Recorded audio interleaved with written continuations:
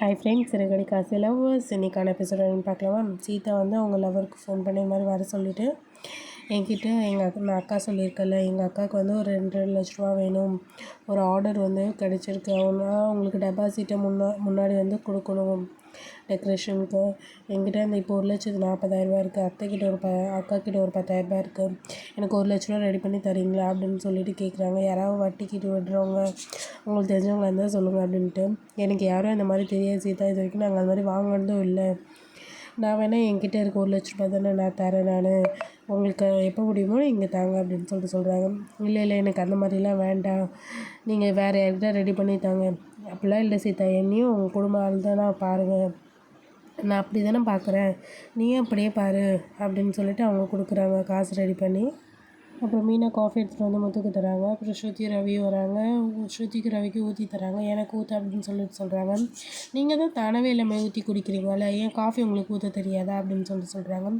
என்னாச்சு நீ இவ்வளோ கோவமாக இருக்கீங்க அப்படின்னு ரவி கேட்கும்போது, உங்கள் அண்ணன் நைட்டு உங்கள் அண்ணனாவே வரல அப்படின்ட்டு சொல்கிறாங்க. அப்போ ஏன் அண்ணன் ஏன் நீ அப்போ என்ன தம்பியாக வந்தாங்களா அப்படின்னு சொல்லிட்டு கிண்டல் பண்ணுறாங்க. நீங்கள் பண்ணுங்க ரவி, நான் சொல்கிறதுலேயே உங்களுக்கு புரியலையா அப்படின்னு சொல்லிட்டு, ஏன்டா என்னாச்சு, எதுக்கு தண்ணி அடிச்சு அப்படின்னு கேட்குறாங்க. அப்போ வந்து சொல்கிறாங்க, இந்த டிராஃபிக் இன்ஸ்பெக்டர் திருப்பி என் லைனில் வந்தேன், நான் குடிக்காத போதே குடித்தேன்னு சொல்கிறான், அதனால் நான் குடிச்சிட்டு போயிட்டு திருப்பி முன்னாடியே வண்டியில் நின்னேன், அப்புறம் நடந்ததெல்லாம் சொல்கிறாங்க.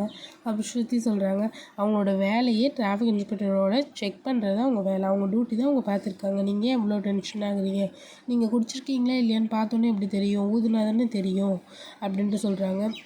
நீங்கள் எல்லாம் அவங்களுக்கே சப்போர்ட் பண்ணுங்க அப்படின்ட்டு புத்துக்குருன்னு கோவம் வருது.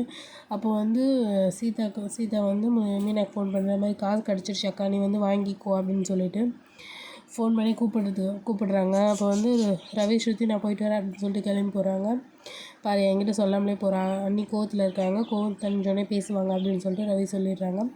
என்னம்மா எதுக்குமா கூப்பிட்டு அப்படின்ட்டு, இந்தாக்கா 1 லட்ச ரூபா காசு இருக்குது அப்படின்னு சொல்லிட்டு, உங்ககிட்ட இந்த காசு எல்லாமே நீ கொடுத்துட்டல, இப்போ எப்படி வந்துச்சு இந்த காசு 1 லட்ச ரூபா அப்படின்னு சொல்கிறாங்க. நான் என் ஃப்ரெண்டு மூலிமா நான் அரேஞ்ச் பண்ணேன், நீ எப்படியா அந்த ஆர்டர் மட்டும் பிடிச்சிட்டு நீ முன்னே இருக்கா அப்படின்னு சொல்லிட்டு அதெல்லாம் சொல்கிறாங்க. எல்லாம் கேட்டோடனே மீனாக்கு எமோஷனலாக கட்டி பிடிச்சிட்டு சரி அப்படின்னு சொல்லிட்டு சொல்கிறாங்க. அதுக்கப்புறம் ஹோட்டலுக்கு 2 பேர் சாப்பிட வராங்க. அவங்க ஸ்ருதியை வந்து கலாய்க்கிற மாதிரி பேசுகிறாங்க. பேசினோடனே தப்பாக பேசுகிறாங்க. அதெல்லாம் பேசினோடனே சூப் ஆர்டர் பண்ணியிருக்காங்க 2, அதில் மிளகா பொடியை போட்டு கொடுத்துட்றாங்க. நல்லா காரமாக இன்னும் கத்துறாங்க, என்ன இது இவ்வளோ மிளகா பொடி அப்படின்னு சொல்லிட்டு.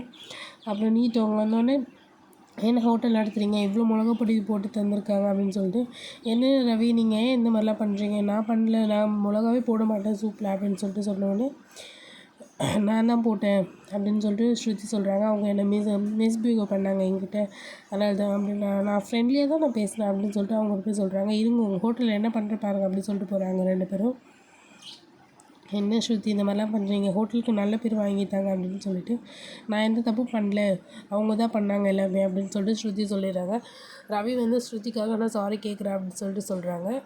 அப்புறம் நைட்டு ஃபுல்லாக மனோஜ்க்கு வந்து ஜுரம் வந்தது, குளிர் ஜுரம் மாதிரி, ஒரே அப்டேட் பண்ணிகிட்ருக்க மாதிரி.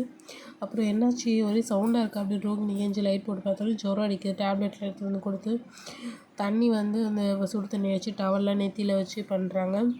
நீ போய் பார்த்துக்குறேன் நான் அப்படின்னு சொல்கிறாங்க. ஆனால் ரோகிணி வந்து பக்கத்துலேயே இருந்து மனோஜ் ஃபுல்லாக நைட்டு ஃபுல்லாக பார்த்துக்குறாங்க.